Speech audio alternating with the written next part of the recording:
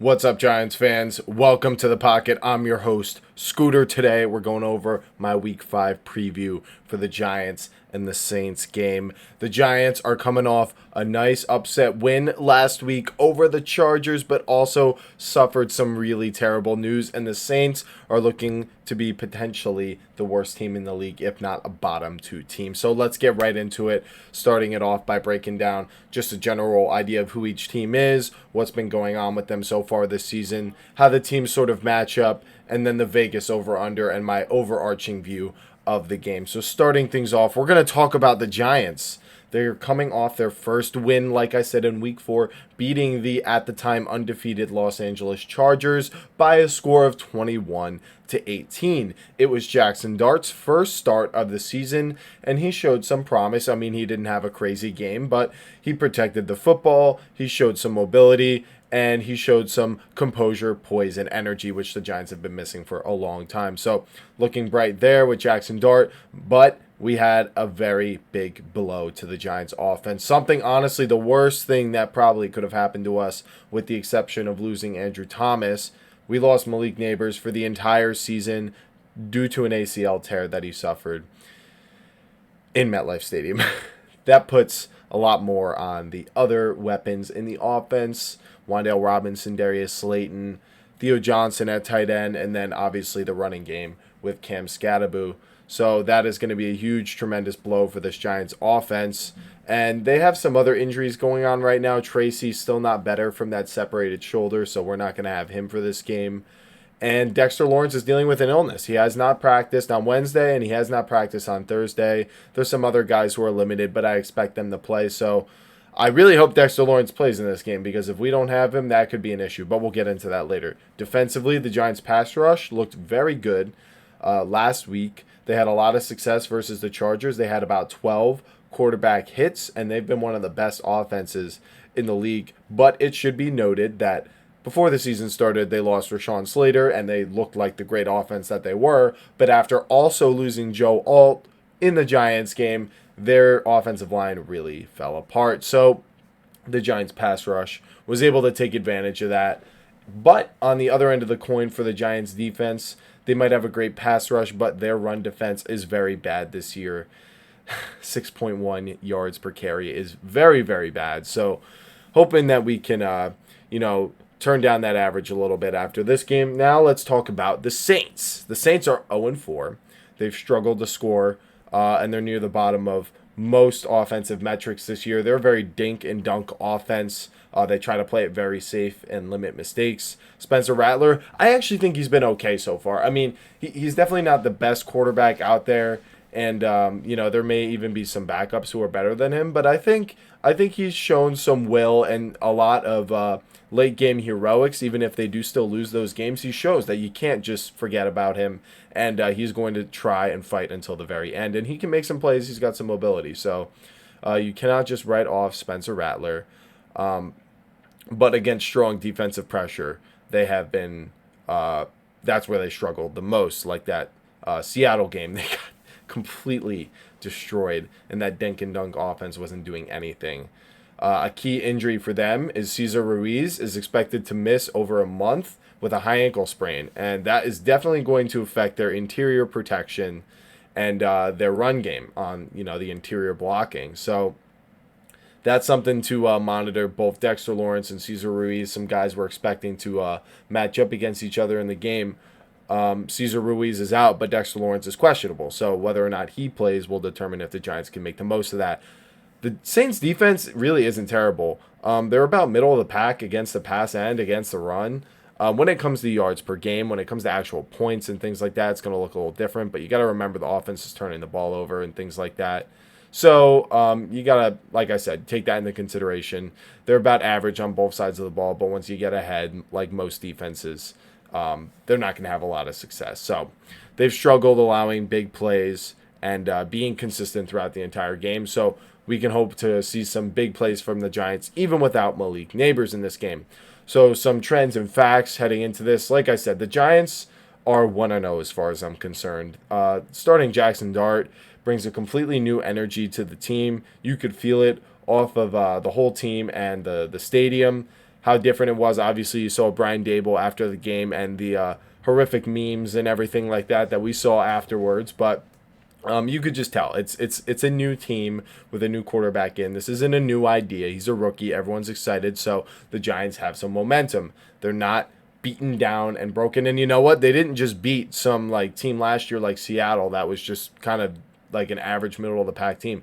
They beat a team that beat the Chiefs and was expected to win the AFC West, and they beat the Broncos in a close game too. Like, this is a very good Chargers team. They did lose Joe Alt, but this is a lot. This is a huge win for the Giants that they got last week, so they've got a ton of momentum. And then one more fact that I wanted to bring up is that Paulson Adebo did play on the Saints for his first 4 years. And so he's seen the entire career of Chris Olave and Rashid Shaheed on the Saints and, practiced against them and all that kind of stuff. So he should be aware of the nuances of their strengths and weaknesses and the way they run their routes and stuff, even just beyond the scheme. Like, he should be aware of those nuanced things that could maybe, just maybe, help him find his way into an interception or a forced fumble or just a big play in general. So those were sort of the little tidbits I wanted to add in. So let's talk about the keys of this game.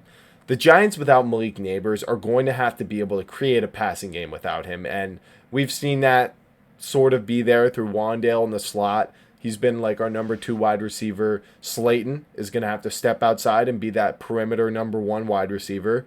And we're going to have to see more involvement from Theo Johnson and Daniel Bellinger. And I think the Giants should use more heavy personnel. We're already a heavy running team with Dart and Scadaboo. Let's just go all in, get both Johnson and Bellinger in there, and Chris Manhertz even. I don't care if we're at the 50-yard line. Let's do what we got to do to move the ball and score touchdowns. And that's also going to lead into protection for Jaxson Dart. He was sacked 6 times. There was like 2 or 3 that he kind of walked into. And this Saints pass rush, although they're not as well coached as the Chargers, I would say the talent level is kind of similar. They're not going to have Chase Young, so it's going to be tough for them to get pressure with Brian Brees and Cam Jordan off of the edge.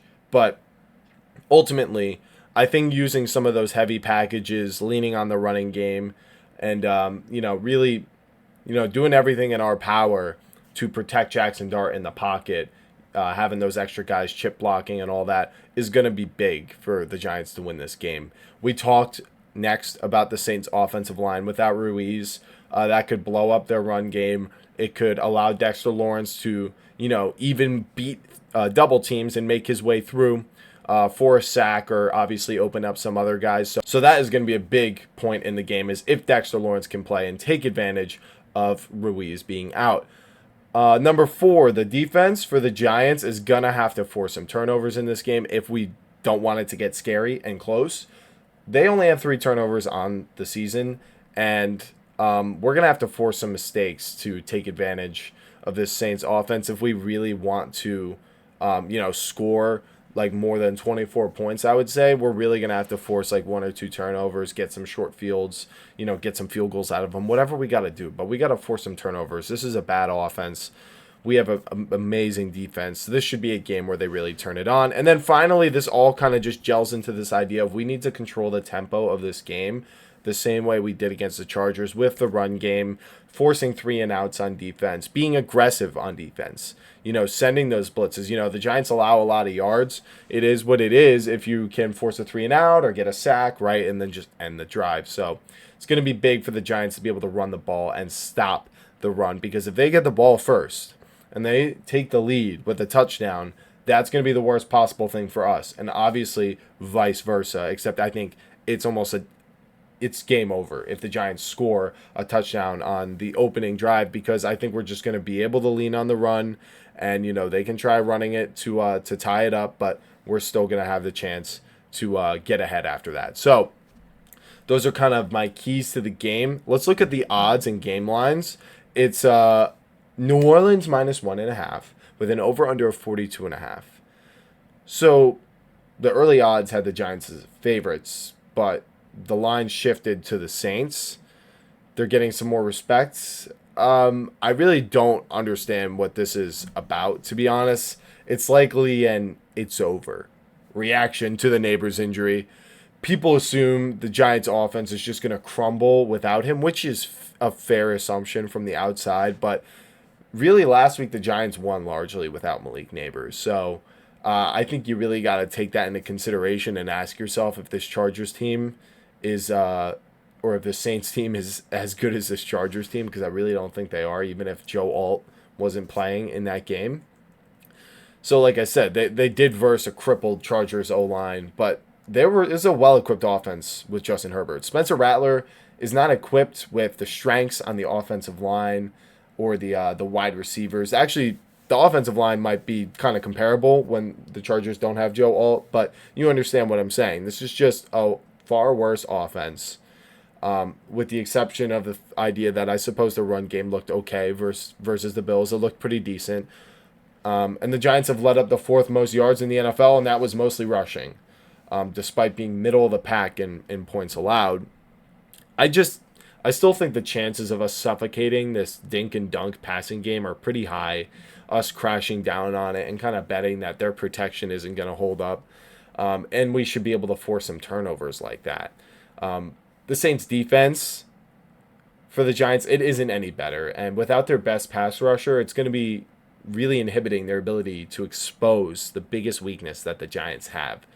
So, again, what I expect the Giants to do is feature a heavy dose of the read option and the run game and quick reads for Jaxson Dart, heavy personnel. We lost Neighbors. We don't have 3 wide receivers. That's cool. We have 3 pretty decent tight ends. So let's get the most out of them, lining them up in the backfield and all that kind of stuff. Let's do it. And like I said, without Chase Young, that pass rush is going to be a little limited for the Saints. I think we could see Dable try to be a little bit more aggressive with the downfield and over-the-middle passes when it comes to what the game plan is for Dart this week, and he might encourage Kafka to call some more plays like that. So my take is that I think the Giants are going to definitely cover that spread. So give me Giants plus 1.5. I mean, I get it that the Saints are scrappy, but the Giants were way scrappier last week when they played with Jaxson Dart.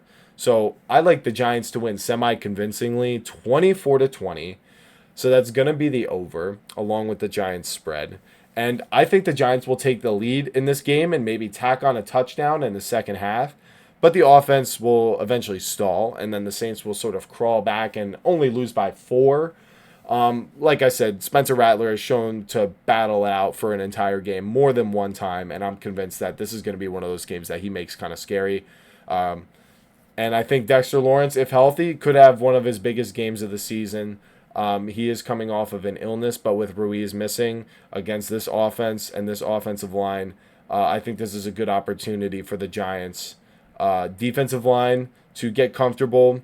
I think it's a good opportunity for the Giants' offensive line to get comfortable against their below-average pass rush, and this should be a game that helps the Giants build momentum moving forward into the season if we can pull off a complete win on all sides of the ball, because I think we have the ability to do that. Dart's going to have to stay a little bit cleaner in the pocket and a little bit more aware, but I think so far it looks like he knows what he's doing out there. So we're going to have our fingers crossed on this one that this isn't a trap game, because Vegas is betting that the Saints are going to win, but I'm taking the Giants in this one.